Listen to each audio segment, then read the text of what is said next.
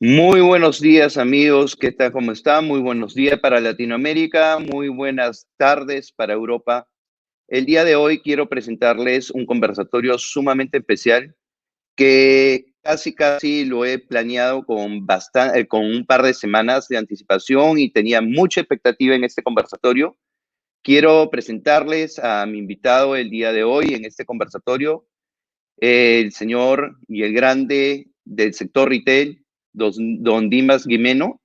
Él es especialista en el tema retail, 25 años de experiencia en el tema retail. Ha sido presidente del Corte Inglés, una empresa muy grande. Aparte, hoy día de hoy tiene empresa de fondo de inversión, Skill Intelligence Investment. Y nada, quiero presentárselo. Voy a darle la entrada a Dimas. Dimas, muy buenas. Dimas, ¿cómo estás? Un gusto saludarte. Pues muy bien, José Antonio. Muchas gracias por invitarme. Es un honor estar aquí contigo y nada, pues encantado de charlar un poquito de todo. Bueno, Dimas, nada, yo quería que nos contaras un poco. Yo sé que mucha gente en Europa sí conoce de tu trayectoria, conoce de tu vida profesional, pero quisiera que nos contaras a la gente que estamos en Latinoamérica y en el Perú, que quizás esa vida profesional y esa vida de gran trayectoria en el sector retail quizás no la conoce. ¿Podríamos comenzar con esa primera parte? Bueno, muy bien. Normalmente a uno no le gusta hablar de sí mismo, pero bueno, supongo que lo podré hacer rápidamente. Bueno, yo soy una persona que me considero joven porque tengo 44 años. Y la verdad es que he tenido la inmensa suerte de pertenecer a una familia de tenderos, como a ellos siempre les ha gustado que se les llame, gente del comercio. Y bueno, yo por esa tradición familiar, cuando tenía pues bueno, edad de estudiar, pues hice lo que muchos españoles hacen, ¿no? Que es trabajar, sacarse un primer empleo, un dinerito y trabajar en el Corte Inglés, ¿no? Con un contrato temporal. Y esa fue la primera vez que descubrí la empresa de la familia, ¿no? Una empresa, pues yo creo que forma parte de la historia de España, muy, digamos que engarzada a la cultura española.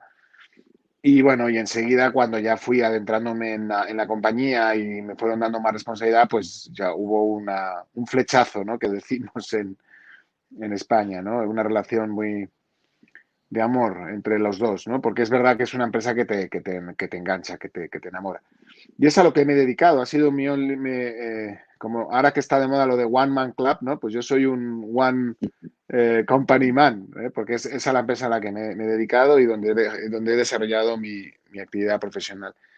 Y bueno, pues insisto, tuve la suerte, no lo debí de hacer mal, porque bueno, pues al final mi tío, el anterior presidente antes que yo, decidió pues darme los galones de dirigir la compañía, ¿no? Y bueno, así fue. Desarrollé mi trabajo durante un año y medio, casi dos, de director general, cuando él todavía estaba con vida, y tras su fallecimiento, pues asumí su posición, ¿no? De presidente ejecutivo.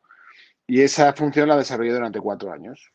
Fueron 4 años, pues os podéis imaginar, con con muchísima actividad, sobre todo porque España acababa de salir, como bueno, como todo el mundo, ¿no? De una recesión muy grande, ¿no? La crisis mundial económica que empezó en el 2008 y que prácticamente pues hasta el 2013-14 no empezamos a ver una recuperación, por lo menos en España, en retail.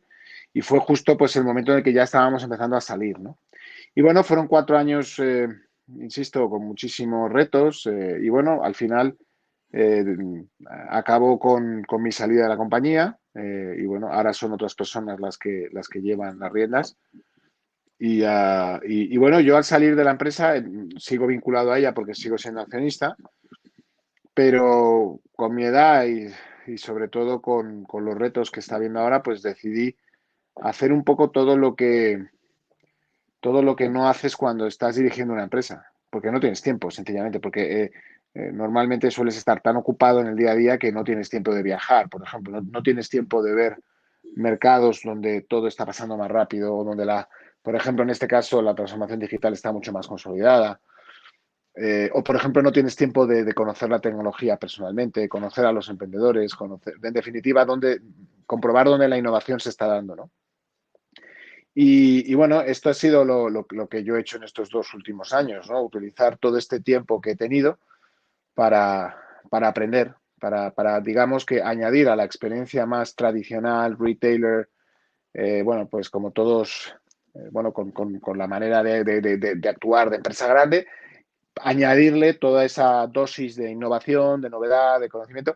Y sinceramente, José Antonio, creo que el mix, la suma de las dos experiencias, pues estoy comprobando que es muy interesante, ¿no? Porque cuando yo hablo de innovación, claro, la gente ya entiende o de alguna manera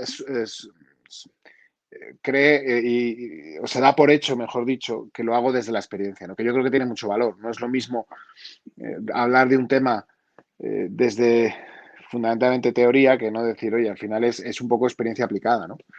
Entonces, bueno, y nada, ahora me lo estoy pasando muy bien. Creo que tengo la inmensa suerte de tener una silla preferencial, de poder ver todo esto que está pasando, pero sin el agobio y sin la presión que tienen ahora mismo los ejecutivos de la distribución, que, bueno, pues posiblemente están pasando por uno de los momentos más desafiantes, ¿no? De la historia del retail, ¿no? Entonces, eso también me proporciona una cierta facilidad de poder hablar y hacerlo con un poco perspectiva, ¿no? Es eso de que hay veces que hay que tomar distancia de las cosas para poder analizarlas, pues es verdad. Cuando uno está implicado no puede, no es objetivo, ¿no? Sin embargo, cuando uno tiene la posibilidad de estar un poquito alejado, no en primera línea, pues sí que lo puedes hacer de una manera más, bueno, más general, ¿no? Y eso es un poco lo que estoy haciendo. Creo que además hay una necesidad tremenda de acceder a la innovación y a la tecnología de manera directa. Creo que además ahora mismo más que nunca están surgiendo proyectos interesantísimos. Entonces, poder conocerlos e incluso, pues, ¿por qué no? Poder invertir en los que son más interesantes y más recorrido tienen, pues es una, o sea, es una suerte que tengo, ¿no? Y además, si tienes pues personas y empresas que están dispuestos a invertir contigo, pues y a través de ti, pues creo que eso es una suerte, ¿no? Y es un poco lo que estoy haciendo. Y además lo, lo, lo mezclo con conversaciones interesantes como la de hoy, con profesionales como tú, no, que están bien para hacer un poco de cintura, ¿no? Esto es como el boxeo, de vez en cuando hay que estar, hay que ejercitarse. Claro que sí, y ahí hay un tema, ¿no? O sea, que este tiempo ya fuera del tema de retail, ¿qué tanto así te ha hecho cambiar? ¿Dónde te ves o cuáles son tus proyectos? Porque es algo que quizás no hemos hablado mucho. ¿Cuáles son tus proyectos de aquí a los próximos 2, 3, 4 años? ¿Cómo te ves de aquí a los 2, 3, 4 años? ¿Qué es lo que más te entusiasma ahorita hacer?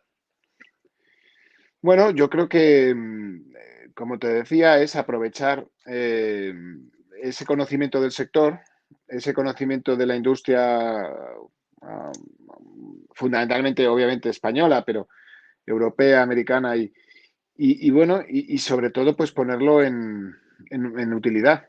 Y bueno, yo sí que creo que ahora mismo tengo la inmensa suerte de que me llegan muchos proyectos de forma natural y suelo darme cuenta de que en todos ellos siempre falta un componente, ¿no? Hay siempre unas dosis tremendas de tecnología, de innovación, de gente con un atrevimiento tremendo, ¿no? Pero incluso vienen ya son empresas financiadas, o sea, que no necesitan realmente financiación, pero siempre falta un elemento y es entender la industria. Es decir, cómo pueden esos proyectos, que a lo mejor son magníficos, pero cómo pueden ser útiles para una empresa. Cómo al final pueden ayudar a uno de los grandes a hacer a llevar a cabo ese reto tan grande que es el de la digitalización, ¿no? Y eso es lo que realmente falta.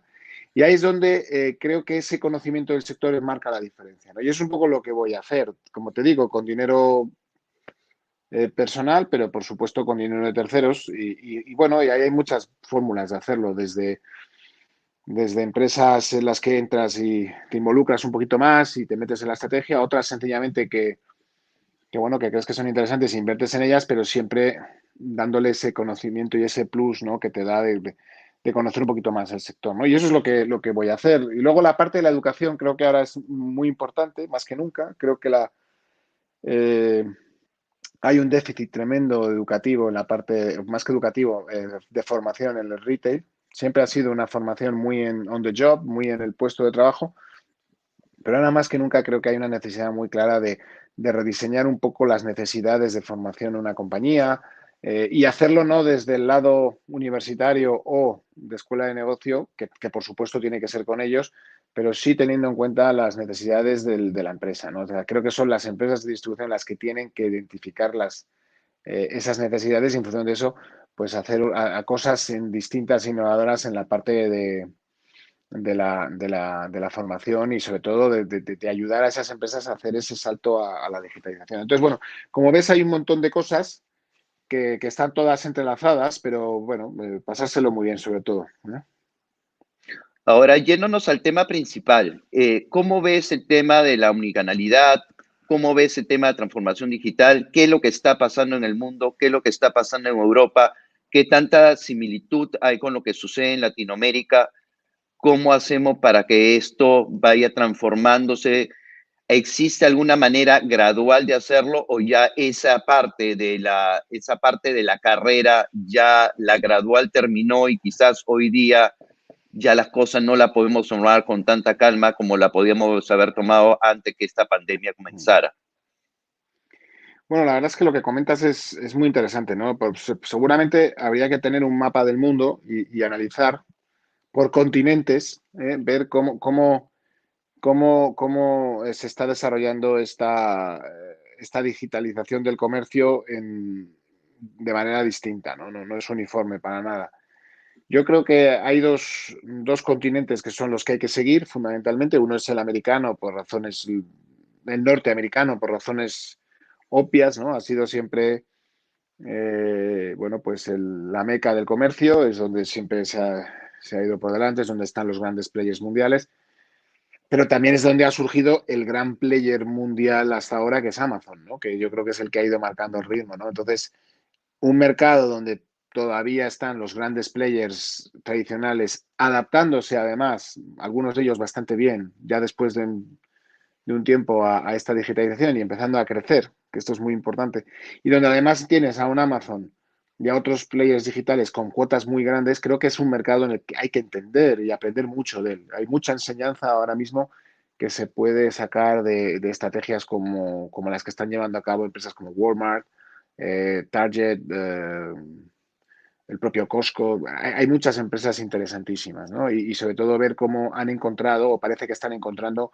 la manera de hacer esa omnicanalidad de forma correcta, ¿no? Entonces, yo desde luego ese es un continente que hay que analizar a fondo, ¿no? Luego ha aparecido en los últimos años otro continente que está cogiendo muchísima fuerza, bueno, que es Asia, pero fundamentalmente China, ¿no? Yo creo que China se dan una serie de elementos que hacen que este continente sea fundamental, imprescindible cada vez más. Además, curiosamente, después de la pandemia está claramente tomando la delantera, porque claro, como la pandemia lo que nos está llevando es a un mundo mucho más contactless, mucho más aséptico de alguna manera, y donde lo que se está Ujú. potenciando es es el mercado digital. Pues claro, tenemos que entender que el mercado moderno comercial o de distribución chino de los últimos 15 años se ha creado desde el digital. Entonces, claro, es un mercado netamente digital donde toda esa innovación digital está no solamente en muchos casos teniendo lugar allí, sino que lo que es más importante, ejecutándose allí.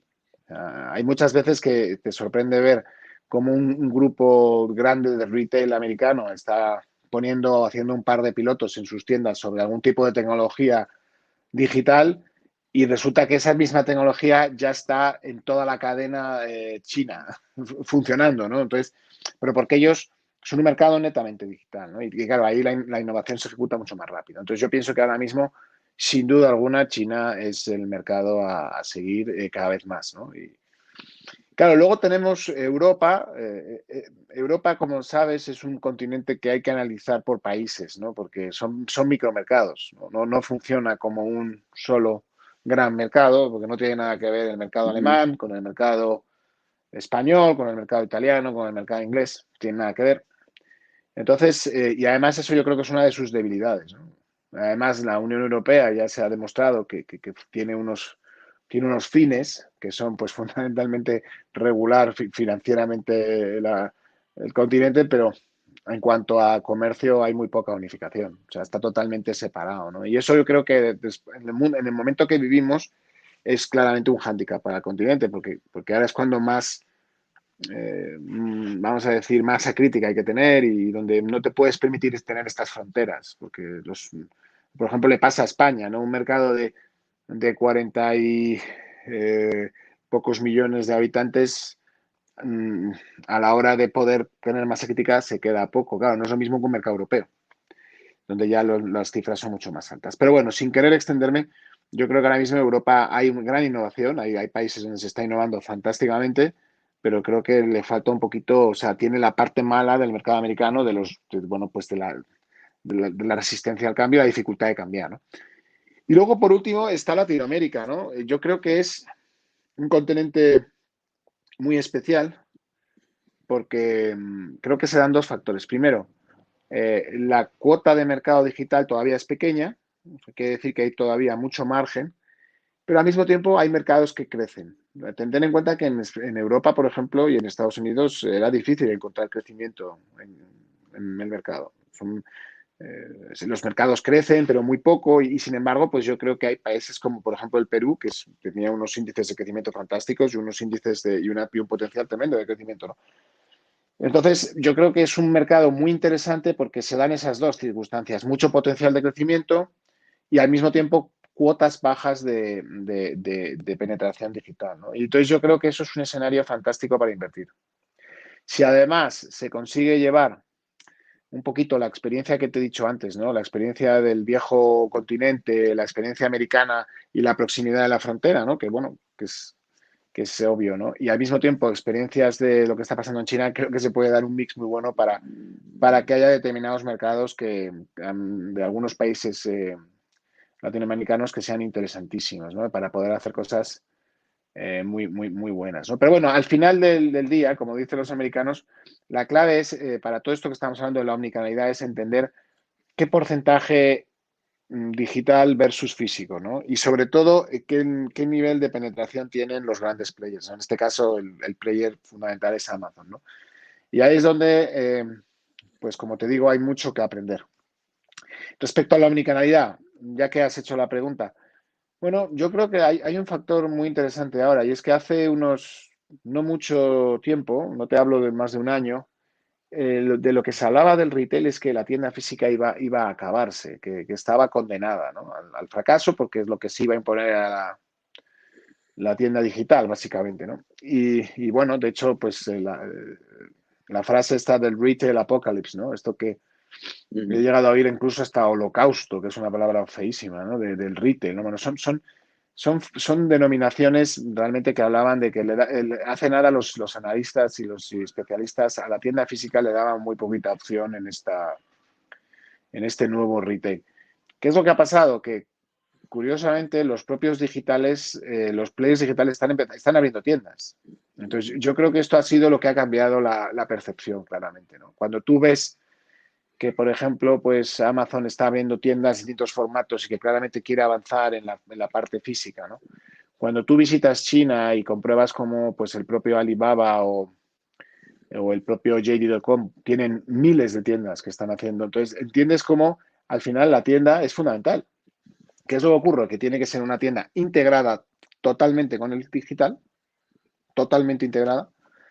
Dos, tiene que ser eh,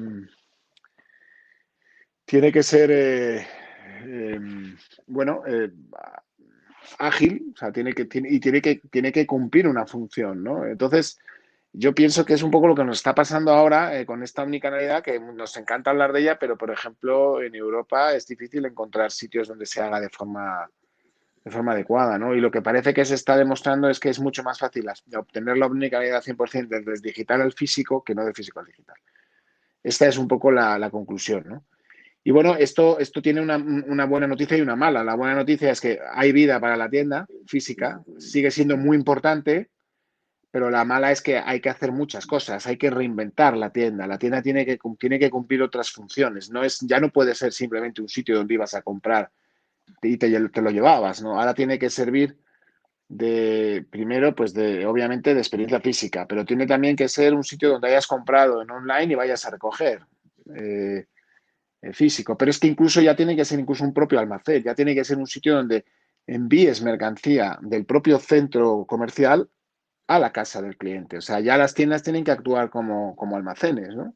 ¿Por qué? Pues porque al final la única manera de competir con Amazon de forma eficaz es ganar la última milla, ¿no? La proximidad. Y la ventaja es que Amazon todavía no tiene almacenes en las ciudades. Entonces, la manera de ganar la carrera del ya, de la inmediatez, es poner tus tiendas a funcionar como almacenes y poder enviar y poder entregar en plazos a veces de menos de 2 horas, ¿no? Entonces, pero también tienen que ser en algunos casos escaparates. En otros casos tendrás o sea, es el momento de realmente entender para qué sirve una tienda y obviamente una tienda no tiene nada que ver una de otra. O sea, las tiendas en una red importante a través del dato y del conocimiento del cliente y de lo que pasa, puedes darte cuenta de que tienen funciones muy distintas. Unas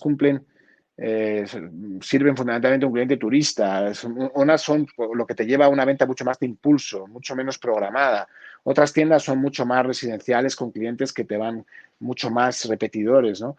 Otras sencillamente tienen que, como te digo, que pasar a ser almacenes porque están bien situadas, pero y otras actuar como showroom. O sea, ha llegado el momento de redefinir la tienda, el concepto de tienda, pero al mismo tiempo analizar bien tu red y darle una función específica a cada una de ellas. Y qué duda cabe que después de ese proceso te van a sobrar muchas. O sea, este es el resultado final. Obviamente, muchas de las tiendas que tienes hoy en día no te van a servir para nada. O sea, las vas a tener que eliminar o cambiar porque no tienen sentido. Lógico, ahí también hablamos de un tema, ¿no? Como por ejemplo lo que sucede entre los chicos de 15 años y lo que sucede con los adultos que ya tuvieron experiencia. Necesitamos conjugar el tema de la creatividad, la innovación, ese riesgo que tienen los chicos con la parte de la experiencia que tienen los adultos, ¿no? Una cosa, un mix entre ambos. Sí, totalmente de acuerdo. Lo que pasa es que yo soy un poco reacio a anclarme en los debates generacionales, ¿no? Yo pienso que al final una de las cosas que ha demostrado este confinamiento, ¿no? O esta pandemia es que muchas personas mayores han accedido por primera vez a la compra online, porque como no había otra manera de abastecerse. Y te puedo decir que conozco muchísima gente de 70 años que ha comprado y ahora ya no quiere comprar en otro sitio, ¿no? Porque se ha dado cuenta de que milagrosamente tú compras algo online y en 72, 24, 48 horas está en tu casa y además llega perfectamente, ¿no? Y lo que es más llamativo es que incluso es más barato a veces, ¿no? En la mayoría de los casos además es más barato, incluyendo los gastos de envío, ¿no? Entonces, yo creo que esto es una revolución. Entonces, estoy de acuerdo contigo que obviamente las generaciones más jóvenes, ¿no? Sobre todo los nativos digitales, o sea, no van a entender otra cosa. O sea, esto es así. Pero hay gente que le gusta quedarse con decir, bueno, pero yo sigo teniendo a mi cliente tradicional y ese cliente me va a seguir comprando. No. Lo que se está demostrando, y si no hay que se vean datos de Estados Unidos, es que un porcentaje importante de personas de avanzada edad ya están comprando de forma asidua o sea, a través del canales online. Y es muy sencillo, porque es que funciona y ya está. Y Es que además esas personas, quizás sea ellos lo que no se adaptan, quizás sea ellos lo que sí se adaptan al cambio. O sea, estamos hablando de la mitad donde de repente son los que no se adaptan al cambio. Los chicos se adaptan al cambio, los adultos se ha demostrado que se adaptaron al cambio porque creo que ha sido mucho más complicado para ellos por la diferencia de edades y otra generación totalmente diferente. Pero en el medio creo que está la cosa, ¿no? ¿Cómo hacemos para que esos chips bueno, de una persona que quiera adaptarse totalmente al cambio, ¿no? yo creo que entonces lo que necesitamos, José Antonio, es asumamos la realidad. O sea, lo primero que hay que hacer es ser realista y darnos cuenta de lo que está pasando, ¿no? Y lo que está pasando es que ya había una transformación digital, ya había un cambio de hábitos de consumo, ya estaba habiendo una penetración cada día mayor de compra online en todos los mercados, obviamente en unos más, en otros menos, en función del estado de madurez de cada uno. Pero la realidad es que ha llegado una pandemia, una desgracia llamada COVID-19, ¿no? Que además parece que no solamente no hemos salido de ella, sino que todavía nos queda mucho, Ujú, y que lo que ha supuesto o lo que está suponiendo es que en un cortísimo espacio de tiempo ha habido un aumento radical de la venta digital sobre la venta física. Por una razón muy simple, porque las tiendas físicas han estado cerradas, porque además ha habido mucha más gente que se ha incorporado a esta forma de compra que en otras circunstancias habría tardado más en hacerlo, ¿no? Entonces, yo antes te comentaba, antes de conectarnos en directo, que hay un CEO un hombre muy inteligente que además dice cosas muy sensatas que se llama Satya Nadella, ¿no? de Microsoft, que él mismo decía que para el propio Microsoft la pandemia había supuesto 3 meses habían supuesto lo de 3 a 5 años de digitalización, ¿no? Entonces, yo creo que es como que hemos entrado en una ventana del tiempo y de repente nos hemos despertado un día y habían pasado 3, 4 años en ese sentido. O sea, que yo creo que lo primero que tenemos que hacer es asumir la realidad. Esto no es pasajero, que esto ha venido para quedarse, que mucha de esa cuota de mercado digital se ha quedado y se va a quedar. Y ponerse, como decimos en España, ponerse las pilas, ¿no? O sea, hay que ponerse a trabajar para poder, bueno, seguir ese reto, ¿no? Porque sencillamente aquí ya se acabaron o sea, estamos ya en tiempo de descuento, que se dice, por hacer un símil de ujú. futbolístico, o sea, ya tenemos que actuar, porque sinceramente ya las cuotas de mercado están bajando y además las cuentas de resultados empiezan a pasarlo mal, ¿no? Entonces tenemos que dar ese salto. Ahora, ¿qué tanto la logística toma un papel preponderante en esta pandemia, ¿no? En este nuevo escenario, en este pospandemia, ¿qué tanto la logística termina teniendo un papel principal, ¿no? Para la omnicanalidad. Bueno, es clave, como te decía, ¿no? Porque posiblemente es uno de los pocos factores de diferenciación que tienen los retailers físicos tradicionales respecto a los pure players digitales. Yo creo que se está reinventando la logística. Yo creo que hay que, obviamente, separar lo que es la logística de abastecimiento, que ya esa es la que, bueno, la tradicional, pero lo que antes era residual, que era, oye, ¿y cómo llevo los artículos a casa del cliente? Pues todo el mundo estaba acostumbrado bueno, pues a adaptarse, ¿no? Decía, mire, pues era el cliente el que se adaptaba a los horarios que el comercio te daba, ¿no? Y tenías que hacer por estar, ¿no? Y estábamos acostumbrados a pagar mucho dinero por ese servicio y además teniendo que adaptar nuestras agendas a que viniera el repartidor, ¿no? A dejarte la mercancía. Bueno, yo creo que todo esto está cambiando rapidísimamente y creo que ya estamos en una fase totalmente distinta. Ya eres tú el que dices cuándo quieres tener la mercancía en tu casa y es el comercio el que se tiene que adaptarte a ti. Claro, esto es una revolución porque cambia totalmente el paradigma y quien ha hecho este cambio ha sido los pure players, ¿no? Que ellos han entendido precisamente por sus estructuras de costes que esto era un valor añadido que tenían que dar y han sido, y claro, los costes de transporte y entender que la logística, o en este caso el servicio de entrega, ya no es un servicio, es que es algo que va incorporado a la idea de atención y servicio, o sea, es decir, forma parte de la experiencia. Entonces, claro, ya no te puedes permitir decir, no, no, perdóneme, usted se adapta a mí, no, no, no. Yo me adapto a usted y entrego cuando y como usted quiere, ¿no? Ese cuando y como usted quiere es una revolución total. Y ahí es donde, como te decía antes, curiosamente las tiendas físicas sí que tienen elementos muy críticos de diferenciación positiva respecto a los pure players. Porque tienen tiendas, porque tienen muchas. Entonces, la capilaridad que te da tener muchas tiendas distribuidas, si sabes ponerlas a jugar de otra manera, sí que entonces puedes tener un factor diferenciador muy, muy grande, ¿no?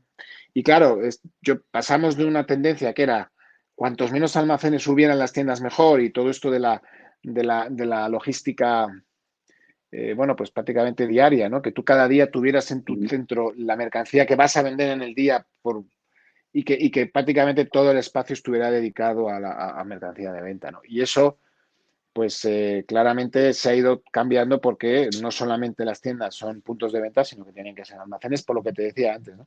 Y surge, pues, esto que se ha venido a llamar la última milla, ¿no? Que es claramente es una traducción del inglés que viene a crear, que es una nueva logística totalmente, ¿no? Y es la que realmente marca la diferencia, que es esa que te digo yo, que es la que pasa de ser un servicio al que el cliente se adapta a ser un valor añadido fundamental que en menos tiempo del que pensamos, bueno, pasa a ser diferencial. El que consiga hacerlo como y cuando quiere el cliente y además sin coste, ojo lo que estoy diciendo, porque claro, los costes son elevados, pues es el que realmente va a tener mucho ganado, ¿no? Y eso es donde los físicos tienen que enfocarse, porque tienen tiendas.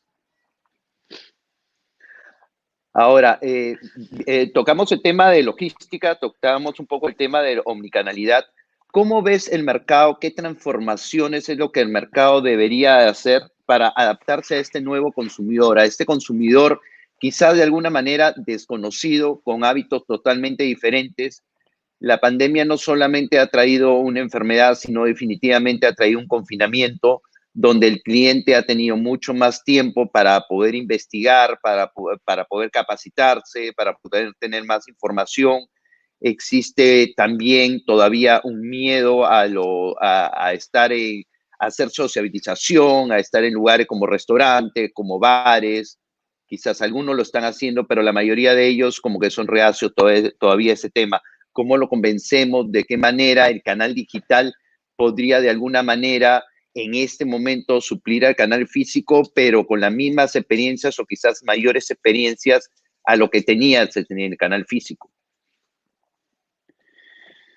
Bueno, yo creo que al final eh, la fórmula es la que te decía yo antes, no es la integración total, porque, eh, por ejemplo, cuando tú estás en China y analizas un poquito el mercado, los chinos tienen un problema. Y es que como son demasiado digitales, les falta un poco la parte física, ¿no? Y entonces, ¿qué cosas te da las tiendas físicas que no vives en la experiencia digital? ¿No? Pues yo creo que cuando hay una tienda hay una experiencia humana. Hay cosas, ¿no? Pasan cosas, ¿no?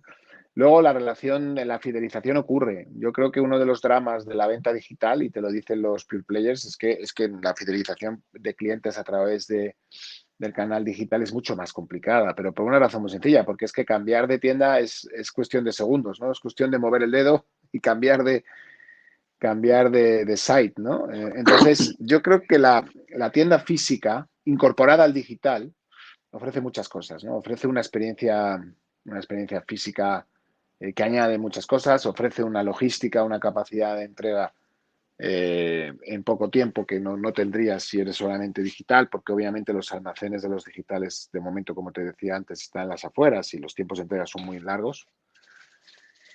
Pero además tienes la parte humana, ¿no? Yo creo que los seres humanos, por muy jóvenes que sean las personas y las nuevas generaciones, nos gusta comprar, nos gusta socializar, nos gusta visitar las tiendas.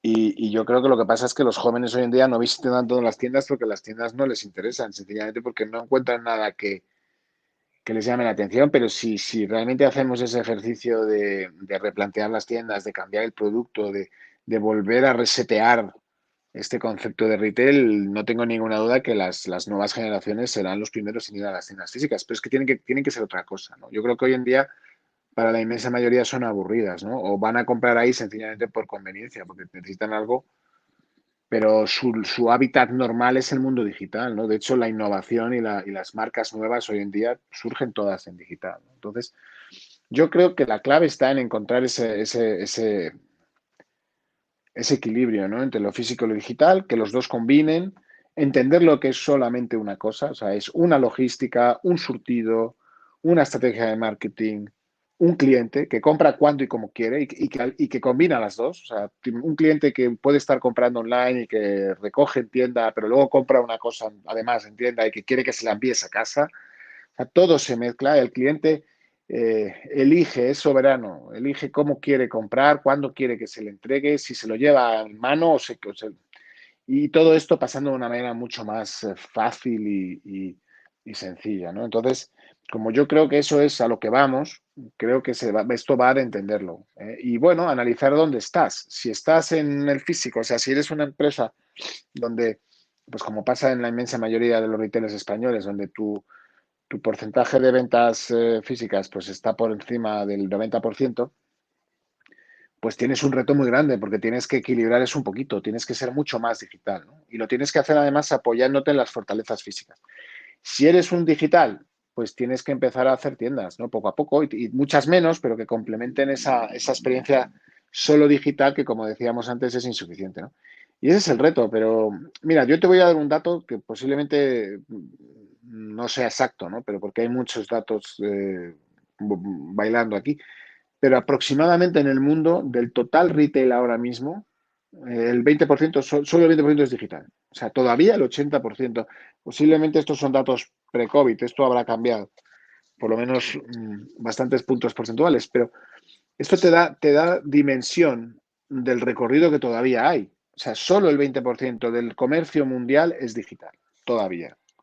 ¿Qué es lo que ocurre? Que todos sabemos que esto se va a equilibrar y posiblemente no sabría decirte cuándo ni cómo, pero dentro de lo que menos pensamos todos, esto acabe siendo un 50-50 o un 60-40.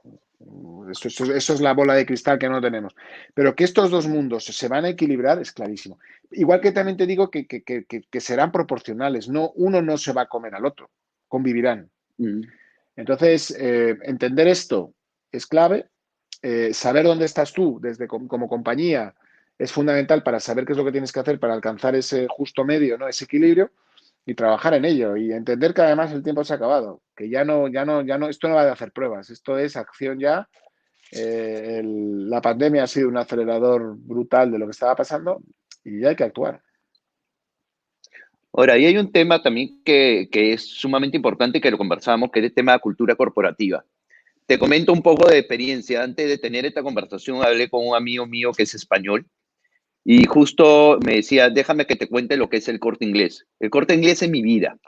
O sea, ahí compré mi primera pelota, ahí compré mi primera raqueta, ahí compré mi traje de matrimonio, ahí compré todo. O sea, como que esa tienda física, no importa el nombre, pero esa tienda física formaba parte de la experiencia de esa persona, formaba parte de su historia. Hoy en día, mucha de la cultura corporativa de las empresas están centradas en el producto o en el servicio y no así en la experiencia del cliente. ¿Cómo hacemos para que eso se modifique y volver a regresar quizás a lo que tú viviste o a lo que yo viví, donde teníamos, forma parte de nuestra historia de vida, cierto tipo de tiendas, ¿no? O locales comerciales o centros comerciales. Bueno, a ver, pues volviendo a hacer lo que hemos hecho siempre. Es decir, yo creo que hay un problema y es que las empresas, cuanto más grandes se han hecho, se han ido despersonalizando un poco, ¿no? Y esta frase de tener al cliente en el centro de la estrategia, tan manida, ¿no? Y que todas las empresas de distribución siempre la incluyen en sus memorias, ¿no? Diciendo que lo hacen, realmente muy pocas lo llevan a cabo, ¿no? Y a mí siempre me gusta poner este ejemplo, ¿no? Para contestar a tu pregunta. Yo creo que cuando eh, el comercio empezó, ¿no? Y, bueno, todavía sigue quedando muchísimo comercio de este tipo, ¿no? Pues una familia que monta un negocio y que atiende personalmente a los clientes, ¿no? Pequeño y además conoce perfectamente a todos los clientes a los que sirve por el nombre, se anticipa a sus necesidades. Esta idea de pequeño comercio, ¿no? Yo creo que no puede haber mejor ejemplo de personalización o de poner al cliente en el centro de todo que esas pequeñas tiendas tradicionales especializadas de barrio, ¿no? Que yo creo que además, curiosamente, en Latinoamérica hay muchas, ¿no? ¿Cómo las llamáis? Esas mom and pops, ¿no? Son de estas, Sí. este comercio no estructurado, ¿no? No de gran superficie. Bueno, ese es el ejemplo que hay que seguir. ¿Qué es lo que pasa? Que cuando eres grande tiendes a perder la distancia con el cliente y te alejas, ¿no? Y yo creo que hoy en día lo que hay que volver a recuperar es esa personalización. Y yo creo que la tecnología te permite volver a recuperar ese conocimiento del cliente total para poder servirle, ¿no? Obviamente no lo vas a poder hacer como lo hacían nuestros antepasados, que atendían en Mm. la tienda uno a uno, pero sí lo vas a poder hacer con la tecnología, primero con un tratamiento de datos importante, o sea, tener una base de datos con tus clientes eficaz. Y luego, pues, por ejemplo, con herramientas como la inteligencia artificial, que sistemas que vayan aprendiendo sobre sí mismo y que al final tú puedas identificar a tu cliente en tienda y le puedas ofrecer lo que realmente quiere, ¿no? Eso es lo que se llama personalizar la experiencia, ¿no? Y conseguir hacerlo en organizaciones que a lo mejor están con 300 tiendas, ¿no? Pero se puede y se debe de hacer. Pero eso es, como te digo, la tecnología es la que te tiene que ayudar. Y bueno, ese es el reto. Y hay empresas que lo están haciendo francamente bien y otras que se están despersonalizando cada vez más, ¿no? En el momento que te conviertes en un negocio que sencillamente despacha, la diferencia de atender a despachar, Ujú. pues estás abocado bueno, te conviertes en un bazar, ¿no? En un sitio donde vas, vienes a por lo que querías, pero no vuelves porque no. Entonces yo creo que esa es la clave, entender los principios básicos que siempre han hecho que un comercio funcione bien, que son estos, que es que el conocimiento del cliente, que te traten bien, te sonrían, ser amables, anticiparse a las necesidades del cliente, además vender, bueno, todas las recetas de siempre, pero saber aplicarlas en un mundo mucho más grande y mucho más impersonal. Y yo creo que eso es la clave, ¿no? Y es el momento de hacerlo. Y como te digo, pues no mucha gente lo está haciendo. Una consulta que también me la han hecho, le han hecho en el chat y telefónicamente también me hicieron. ¿Por qué las empresas de retail europeas como Carrefour, El Corte Inglés, Mercadona, etcétera, por qué no incursionaron en el mercado latinoamericano? Buena pregunta. Bueno, yo creo que Carrefour sí lo ha hecho, lo hizo, pero es que no quiero equivocarme, ¿eh? Pero creo que han estado en Brasil y están en Carrefour. O sea, creo que el hipermercado francés sí que ha estado y está. Pero bueno, lo que está claro es que el gran almacén, en este caso refiriéndote al Corte Inglés, del cual yo puedo hablar un poquito más, yo creo que el gran almacén es un formato muy local, es muy. O sea, al final lo normal es que cada país tenga su cadena de grandes almacenes, ¿no? Por varias razones. Primero porque digamos que el comercio moderno se entiende con el gran almacén. Es el primer formato grande que surge, ¿no? Entonces, si analizamos la historia del propio México, ¿no? Por darte un ejemplo, ¿no? Con Palacio, con Ujú. Liverpool, tienen incluso más años que el propio Corte Inglés en su creación. Yo creo que el comercio, eh, como surge, es el pequeño, pero el primer formato grande que surge es el gran almacén. ¿Y por qué te cuento esto? Porque al final es muy local, es muy del país. Y lo normal es que en cada país siempre haya cadenas de grandes almacenes o de grandes superficies muy locales. Cuando toca viajar, cuando toca ir a otro país, esos viajes suelen ser complejos, ¿no? Yo solamente conozco uno que funcionó muy bien, que fue Portugal, que fue el propio Corte Inglés, que es su única experiencia internacional a día de hoy. Y fue un éxito, pero yo creo que por dos razones. Primero, por la proximidad, porque Portugal es un país que está pegado a España. Y luego Ujú. también es porque no tenía gran almacén.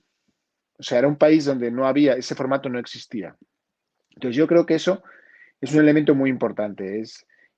Hay que ir a mercados donde ese hueco no esté ocupado. Porque si te vas a México a pelearte con Liverpool o con Palacio, que es gente que lo hace fantásticamente, bueno, pues tienes que ir preparado, ¿no? O si te vas a Chile o te vas al Perú o te vas a Colombia con Falabella, Falabella es un pedazo de grupo, ¿no? Yo creo que eso es un tema que es importante. Y bueno, me consta que siempre ha habido interés en mi empresa de viajar y de ir. Incluso ha habido oportunidades que estuvieron muy, muy cerca de concretarse, pero siempre, como te digo, bueno, hay vértigo, ¿no? Y, bueno, no se hizo y ya está, ¿no? Sí que es verdad que hoy en día hay una oportunidad, que es crecer digitalmente. Yo creo que hoy en día es mucho más fácil expansionarte internacionalmente y sin necesidad de tener que montar 7 tiendas, ¿no? Ujú. Que es abrir en digital, ¿no? Y luego, como te decía antes, cuando ya te has consolidado, entonces ya abres la tienda. Es hacer el camino a la inversa. Yo sí que creo que ese es el camino, ¿no? Porque, bueno, yo creo que si eres bueno y sirves bien, puedes servir a cualquier país, ¿no? Y yo creo que lo que antes era una barrera física, como te cuento, muy grande, que era el abrir Ujú. una tienda en un mercado complicado, hoy en día con el digital se puede acortar muchísimo. como que la pandemia y esta aceleración del tema de la digitalización, como que ha borrado muchas de las fronteras y para muchas de las empresas les está haciendo mucho más sencillo agarrar y abrir tiendas o abrir almacenes para atender un mercado de e-commerce y posteriormente ya ver ya conociendo el mercado totalmente, conociendo al cliente totalmente, viendo el tema de armar las tiendas físicas. Así es, sí, sí. Bueno, como te decía antes, es importante no pensar que esto está pasando por la pandemia. La pandemia, insisto, es un acelerador. Todo esto ya estaba pasando. Lo que pasa es que, bueno, de repente hemos ganado mucho más rapidez en todo, ¿no? De adaptación y sencillamente porque ha habido una inversión en lo digital a la fuerza que ha hecho que esa cuota de mercado que hubiera tardado muchos años, pues se ha ganado en muy poco tiempo, ¿no? Y que mucha parte de esas personas, una vez que se vuelven a abrir las tiendas, ya decide quedarse. Ya ve que sirve y dice, bueno, pues ya no vuelve al físico o por lo menos de una manera menor, ¿no? Entonces, yo creo que esto es una realidad y que esto ha venido para quedarse. Respecto a lo de las fronteras, es importante entender que efectivamente las barreras físicas se están derrumbando. Ya no solamente la de las fronteras físicas de los países, pero también las propias paredes, como explicábamos antes, de las tiendas, ¿no? Yo creo que cada vez más la digitalización lo que lleva es que estamos en todos los sitios y podemos hacer cualquier cosa en cualquier sitio, ¿no? Yo creo que lo que se está demostrando es que podemos comprar desde casa, podemos formarnos desde casa, podemos hacer muchas cosas y dentro de poco veremos que muchas más que las que no pensamos, ¿no? Entonces, yo, por ejemplo, mira, te digo, una innovación que he visto y que además hice un post hace un par de semanas sobre ello, sobre China. Una de las cosas que han crecido muchísimo con la pandemia ha sido la venta por streaming. O sea, los chinos están montando verdaderos shows de dos, tres vendedores que se ponen a vender en vivo y con unos éxitos Sí. tremendos, ¿no? Yo creo que esto lo vamos a ver cada vez más y eso es una forma de que las fronteras se rompen, ¿no? El vendedor, dentro de mucho menos de lo que pensamos, dejará de ser un señor que está o una señorita que está en una tienda esperando a que llegue el cliente. Un vendedor va a seguir Ujú. vendiendo desde su casa, porque al final la clave es lo que te decía antes de la relación con el cliente, ¿no? La personalización. Y tú vas a estar vendiendo como el que es un médico 24 horas, ¿no? Que le llamas y tienes un problema, pues el vendedor pasa a ser una persona que es capaz de decir, mira lo que tengo y desde casa te está enseñando un bolso y te lo vende, ¿no? O sea, yo creo que esas barreras físicas se están derrumbando, ¿no? Y cada vez más, ¿no? Y eso es un poco lo que creo que se está imponiendo. Y como te digo antes, curiosamente, es China la que está cogiendo fuerza en ese tipo de experiencias. Sí, eso sí, justo, concuerdo 100% contigo porque sí hay un programa, pero como que los chinos trabajan más colaborativamente, ¿no? O sea, como que todo lo unen en una sola plataforma y tratan en lo posible de que encuentres en un solo lugar todo lo que puedas necesitar o quieras necesitar. Bueno, es que hay un cierto idea de monopolio, ¿no? Yo ten en cuenta que a ver, el mercado chino ha crecido mucho en muy poco tiempo. Entonces los players son pocos. Y luego aparte está la masa crítica. Es que ahí como consigas vender es que a lo mejor se te conectan 3 millones de personas en nada, ¿no? Entonces yo creo que las dimensiones de todo son distintas, ¿no? Pero bueno, yo creo que hay mucho que aprender de esa forma de venta y de relacionarte con los clientes, ¿no? Pero vamos, si te fijas, mira, en Europa y en Latinoamérica no hay algo tan alejado. La tienda en casa que llamamos en España, que es la venta por catálogo, la venta que es un show, en inglés es seen as TV, ¿no?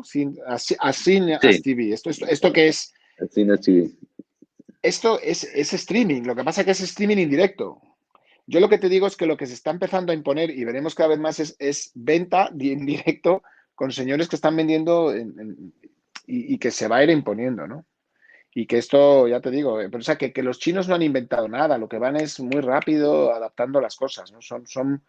Son ejecutores natos. Ahora, ahí también hay un tema bastante importante, ¿no? El tema de postventa y el tema de la logística inversa, ¿no?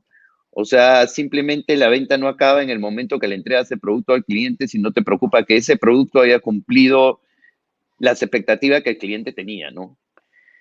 Claro, es lo que hablábamos antes de esa nueva logística, ¿no? O sea, como te he dicho antes, la logística pasa a ser entendido como algo que es un servicio en sí mismo, ¿no? Entonces tiene que ser perfecto. O sea, como bien dices tú, ¿de qué te sirve atender muy bien una venta en tu punto de venta donde el cliente ha quedado súper encantado porque le has vendido lo que quería, pero si luego llega a su casa y está roto?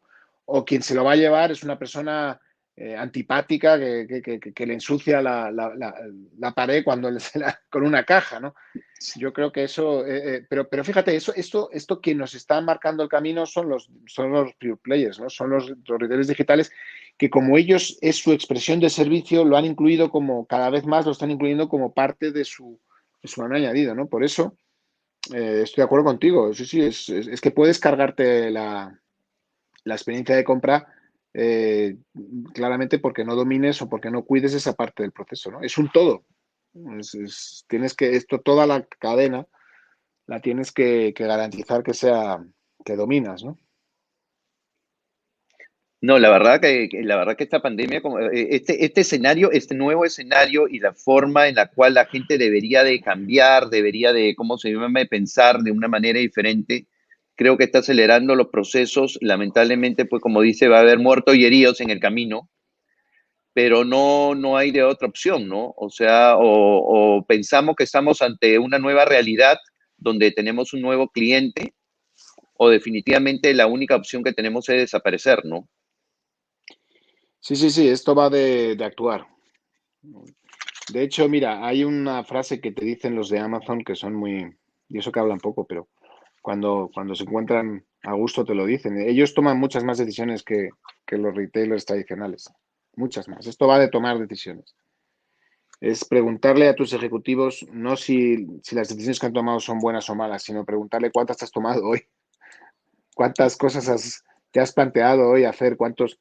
Esto va de actuar rápido, pero no por nada, sino porque el nivel de cambio que está pasando a tu alrededor va a esa velocidad, entonces te tienes que adaptar, es así de claro. Entonces, esto va de acceder a la información adecuada, de separar la toma de decisión, de tener claro que hay decisiones que son de unos niveles de la compañía, de otros, garantizar con los equipos lo básico, la facturación, los costes, lo que ahora hay que defender a toda costa, que son la cuenta de resultados, está cubierta, pero que también estamos tomando decisiones a largo plazo, que estamos accediendo a la tecnología, que estamos coinvirtiendo, porque esto ya no va de la típica consultora que te vende su paquete tecnológico, hay que acceder directamente, tienes que invertir en compañías porque esa está demostrando que es la clave.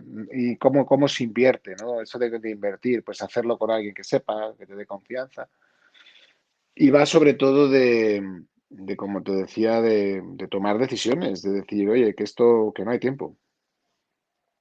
Leí mucho, por eso era la consulta de ver por más o menos cuál es la línea de vida o más o menos qué es lo que te proyecta de aquí a unos años, porque leí mucho que te gustaba el tema del cine, Sí, bueno, que eso es habías una hecho afición. cine hace muchos años atrás. Creo que es una, Sí, una de las tantas aficiones más que tienes.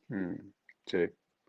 Sí, sí, sí, la verdad es que sí, esa es una afición que tengo que me gusta mucho y que sí, ojalá algún día tenga tiempo de poder dedicarme un poco a ella. Pero claro, como me gusta tanto el retail, no dejo mucho hueco. Está muy bueno. Más o menos una pregunta adicional. ¿Cómo te ves de aquí? Ok, pasaste toda una línea de historia en el Corte Inglés durante casi 25 años, 20 años en el Corte Inglés. ¿Cómo te gustaría de alguna manera que la gente de aquí a unos años reconozca, quizás en una faceta diferente, ya un tema de asesoría y un tema de gran inversionista en este tema de startups? ¿Cómo te gustaría que la gente te viera de aquí a unos 10, 15, 20 años? ¿Cuál es tu proyección? Bueno, la verdad es que no lo he pensado, pero yo creo que se trata un poco de aportar eh, a- pues mi granito de arena a este sector al que me he dedicado durante ese tiempo y del que además creo que todavía puedo aportar mucho, ¿no? Precisamente por esa dualidad, ¿no? De tener ese conocimiento de retailer grande tradicional y haber pasado por la experiencia de dirigir una empresa tan grande como la que he dirigido, bueno, con casi 100.000 empleados, con 16.000 millones de euros de facturación, o sea, bueno, una empresa grande, pero al mismo tiempo mezclarlo con la libertad que he podido tener de entender lo que pasa afuera, de la digitalización, la innovación, etcétera, etcétera. Entonces, poder aportar al sector todo ese aprendizaje y, bueno, ayudar a que esa digitalización y ese nuevo retail se vaya conformando, ¿no? Entendiendo que tiene que ser una evolución natural, que esto no, que las revoluciones no son buenas, y que se haga de la manera más amable posible, porque creo que la distribución es muy importante. No nos podemos olvidar que, por ejemplo, en el continente europeo es el primer generador de empleo que hay. Entonces, lo que pasa con la distribución tiene muchas incidencias en la economía, ¿no? Entonces, si puedo aportar desde mi posición actual, bueno, pues ese granito de arena para que se haga de la mejor manera posible, pues aquí voy a estar. Y si además, José Antonio, pues conseguimos ganar un dinerito, pues haciéndolo, invirtiendo de forma adecuada y eso pues mucho mejor, ¿no? Pero sí, esa es la idea que tengo, ¿no? Y por eso el posicionamiento en LinkedIn, por eso la información que estoy trasladando y bueno, porque creo que todo lo que está ahí pues puede ayudar bastante. Espero que lo esté haciendo, A ti vaya. que te gusta, a ti que te gusta bastante viajar, ¿solamente vas a radicar en España o hay forma de convencerte para pasarte a Latinoamérica por un tiempo? Bueno, primero que nos dejen viajar, ¿no? Porque ahora lo de viajar está bien complejo. No, a mí me encanta. Es más, yo estoy contigo. Creo que Latinoamérica es y va a ser un continente en el que voy a trabajar mucho, porque como te he dicho antes, ¿no? Primero, creo que se dan esas circunstancias de ser un continente donde hay mucho potencial de crecimiento, pero al mismo tiempo hay mucho por hacer todavía porque los niveles de digitalización del mercado todavía son bajos. Entonces, se puede hacer muchas cosas ahora interesantísimas, ¿no? Aparte de que luego es un continente magnífico en cuanto a volumen de negocio y bueno, y grandes empresas de distribución, ¿no? O sea, lo comparas con España, España al lado de países como México es muy pequeñito. Entonces, yo estoy convencido, claro que sí. Lo que pasa es que vamos a dejar que todo esto se normalice un poco, ¿eh? A ver si alcanzamos esa nueva normalidad de la que parecía que íbamos a empezar a entrar y cuando nos hemos dado cuenta volvemos otra vez para atrás, ¿no? O sea, vamos a ver, pero desde luego, claro que sí, gran continente. La cultura y el idioma nos ayuda bastante, creo que nos acercan mucho También. más todavía. Eso también lo he Eso de ahí nos comprobado. acerca bastante. Sí, yo creo que hay una afinidad, claramente que lo notas, ¿no? Hay una comunicación, una cultura, hay unas raíces que yo creo que nos ayudan mucho, ¿no? A hacer cosas juntos. O sea que es claro que sí. Y en el tema de comida no vas a perder tampoco, porque creo que también Latinoamérica tiene muchas cosas muy buenas para ofrecer en la parte gastronómica. Pues sí, sí, ahí me apunto, ¿eh? Ah, no, de hecho, Dimas, la verdad yo creo que de alguna manera, creo que hemos tratado en lo posible en este conversatorio de ver que la gente de alguna manera se pueda conectar, ver la idea de que vaya la persona, que vayan las empresas a tomar conciencia que este es un nuevo escenario donde definitivamente el tema de omnicanalidad debe funcionar, no hay una opción paralela a esta, necesitamos que funcione y de alguna manera para poder salvar a estas empresas que se han centrado y están procurando de que solamente sea la parte física la que funcione. Te comenté antes de la entrevista que el tema de restaurante la veo complicada acá, solamente han visto la parte física y creo que de alguna manera deberían de cambiar un poco ese concepto y pensar que hay una parte adicional a la parte física, ¿no? Y probar esa parte también.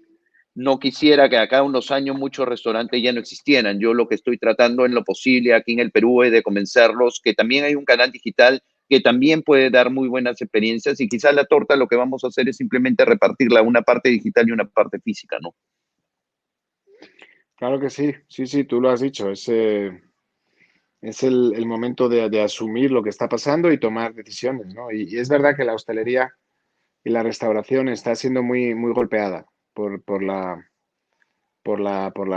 crisis de la pandemia, ¿no? Y yo creo que va a sufrir más de la cuenta y que también es un buen momento para reinventarse, ¿no? Para hacer esa fusión del físico y digital. Yo te puedo decir, no sé qué habrá pasado en Perú, pero aquí en España, por ejemplo, muchos restaurantes. han descubierto la venta, el takeaway, ¿no? De que no lo Ujú. tenían abierto, incluso restaurantes muy caros y con mucho nombre, que como no tenían otra manera, han estado sirviendo a casas y ahora que ha reabierto ya es una línea de negocio que se va a quedar, ¿no? Entonces, yo creo que estas cosas también ayudan para entender bueno, que solamente cambiamos cuando nos vemos obligados a hacerlo, ¿no? Y como te digo, hay restaurantes que, hombre, no han recuperado el 100% de la facturación que tenían antes, pero, pero sí que han recuperado gran parte y además se han quedado con un canal adicional que es la venta a distancia, ¿no? Que antes no tenían, que han abierto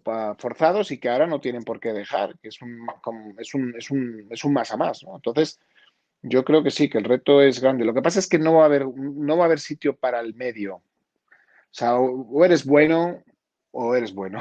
Ya se acabaron las mediocridades. Y Sí. ahora yo creo que todo esto va a sacar mucho player sencillamente que estaba ahí en el medio. Bueno, ahora esto requiere ser muy bueno lo que hacemos. Y eso te da no solamente para tener el mismo, para recuperar de quizás un mercado que tenías, sino ampliar el mercado que tienes, porque obviamente el mercado Correcto. digital te permite ampliarlo, no necesariamente expandiendo locales físicos, sino quizás el tema que conversamos, el tema de cocinas oscuras que te permiten llegar a mercados donde quizás tal vez si esto no hubiera sucedido, no estaría pensando llegar. Bueno, pero como tú sabes, las cocinas oscuras surgen sencillamente por una realidad y es que los restaurantes que vivían solamente del cliente físico de repente abren el takeaway, de repente se dan cuenta que sus cocinas empiezan a trabajar desproporcionadamente para el takeaway y claro, y ven que no, que ya perjudica a su propio negocio físico. Y llega un momento que por propio volumen, pues oye, ¿qué pasa si las monto solo y exclusivamente para eso, ¿no? Y yo creo que una vez más es el propio mercado el que te va llevando a, ¿no? Pues yo pienso que se trata de anticiparse y moverse antes y ser el primero, ¿no? O por lo menos si no vas a ser el primero, que seas el segundo.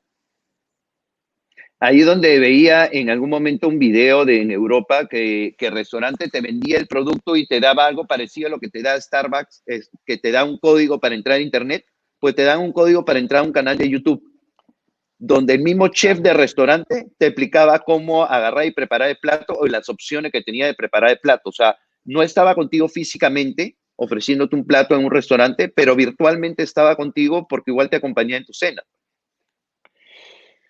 Claro, bueno, pero eso es la creatividad, ¿no? Al poder. Yo, por ejemplo, te digo que durante este confinamiento yo he visto sobre todo a un par de chefs españoles que han estado muy listos y desde casa lo que han hecho ha sido dar cursos de cocina.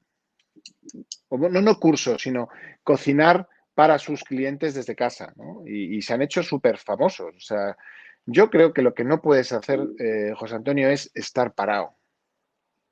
Lo que no puedes hacer es arrugarte. Lo que no puedes hacer es empequeñecerte. Yo creo que las crisis, los problemas son lo único que hacen que nos desarrollemos. Nadie aprende del éxito. El éxito es muy malo. Aprendemos de las dificultades, aprendemos de los errores, aprendemos de cuando se pasa mal. Entonces, yo creo que la conclusión es, de todo esto hay gente que se queda atrás y no lo supera. Y normalmente suele ser, pues eso, porque baja los brazos, y hay gente, sin embargo, que aprovecha estas circunstancias para salir reforzado, ¿no? Entonces, yo creo que, una vez más, los primeros serán los que no están a la altura y se quedan atrás, y los segundos serán los que posiblemente ya venían haciéndolo mejor y aprovechan esto para mejorar todavía. O sea, no nos engañemos. Quien estaba pasándolo mal antes de la pandemia, por desgracia, con la pandemia lo pasará peor. ¿Eh? Y los que estaban haciéndolo bien antes, aprovecharán esto y saldrán reforzados, ¿no? Yo creo que ese es el espíritu, ¿no? Y yo creo que es lo que toca hacer, ¿no? Salir reforzado. No, totalmente de acuerdo. Yo creo que aquí lo que hay que ver es, aquí lo que tiene que haber en la persona es un cambio completo. Dimas, yo te agradezco muchísimo la oportunidad que me ha podido dar. No lo comenté en la red, era mi primer en vivo en LinkedIn y la verdad quería que ese escenario fuera el mejor con el mejor. Por eso era que te agradezco muchísimo la oportunidad que me ha dado de poder hacer un conversatorio en directo contigo Espero que hayamos tenido, espero que al público le haya gustado. La verdad, tengo N cantidad de preguntas, pero la conversación ha estado tan interesante que me he centrado en todo lo que hemos hablado tú y yo juntos. Tengo un montón de preguntas que voy a ir contestando poco a poco. Has tenido gente conectada de España, has tenido gente conectada de Chile, has tenido gente conectada de casi toda Latinoamérica, de toda Latinoamérica, gente de España también bastante. Como te digo, han habido muchísimas cosas muy interesantes en este conversatorio. Espero que de verdad hayamos puesto, como te expliqué en el correo, ese granito de arena que que necesitaba este sector para que la gente replantee el modelo de negocio y que mire de aquí a un futuro, ¿no? Mire un escenario diferente, donde hay un futuro diferente y donde se piense de una manera diferente, centrado en la satisfacción de clientes, centrado en la experiencia de cliente y volver a vivir de eso que en algún momento vivíamos, ¿no? Donde te llamaban por tu nombre cuando entrabas y donde quizás el chef del restaurante o el dueño del restaurante salía y decía, señor Dimas, buenas, ¿qué tal? ¿Cómo está? ¿Le gustó el pedido que hizo ayer? ¿Le llegó Eso su es, pedido a su casa? eso Y, es. y ver que esa persona te diga, y señor Dimas, y me contó ayer, ¿y cómo sigue su mamá? ¿Está Sí, perfectamente sí, bien? sí, sí. ¿Sus hijos crecieron? Oye, señor Dimas, qué grandes están sus hijos. Ese trato Y sí, personalizado, ¿no? que te diga, mire, y el mañana he pedido un plato especial que sé que le gusta a usted, que le traigo del mercado. Eso es lo que siempre se hizo bien y que hay que recuperar, y es perfectamente recuperable. Estoy totalmente de acuerdo contigo. Y el sorprender al cliente. Ese tipo de sorprender al Eso es. cliente son actos inmemorables, son actos memorables que quedan en la conciencia para siempre. O sea, dicen, no, ahí, es más, le llegas a contar a tus hijos si te había pasado en un restaurante y le dice, pucha, acá venía con mi papá a comer y la verdad nos atendían al cuerpo de reyes. Ah, eso es, pero cuando vas y no te dicen ni buenos días, te toman la nota, te cobran y pues dices, ¿para qué? ¿Para qué volver? ¿No? Yo creo que esa es la diferencia. Y muchas veces nos obsesionamos hablando de tecnología, innovación, cuando lo más básico no lo cumplimos. ¿Qué es eso? Tratemos bien a nuestros clientes, hagámoslo como siempre lo hemos hecho, pero hagámoslo bien, ¿no? Y yo creo que luego todo lo demás es fundamental, pero si no cumples lo básico, sencillamente no, tu cliente no volverá. Dimas, mil gracias por la entrevista. La verdad creo que hemos aportado un montón de contenido de valor en esta red. Gracias. Te agradezco muchísimo. No te vayas, déjame terminar la transmisión. Nada, mil gracias a toda la persona que se han conectado. Voy a ir contestando un mensaje por mensaje, no se preocupen. La verdad, gracias por toda la audiencia. Nada, voy a cortar la transmisión, Dimas. Gracias.